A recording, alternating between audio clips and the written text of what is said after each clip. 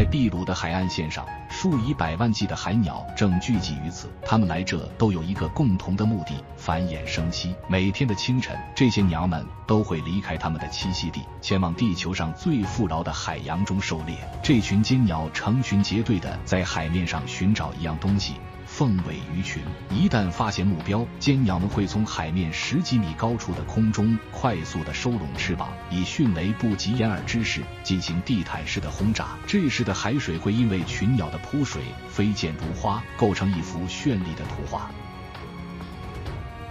科学家们计算过，尖鸟们从发现猎物收缩翅膀到俯冲扎入水中把猎物抓住，仅只需要820毫秒的时间。这时它们的时速会高达120公里，瞬间就能穿破10多米的海水，轻松地抓住猎物。可以说，尖鸟的胜利就在于它们把握了一个又一个的820毫秒。成功以毫秒来计算，使尖鸟能一代又一代的在海边生存下来，这才能让我们看到这种震撼的视觉盛宴。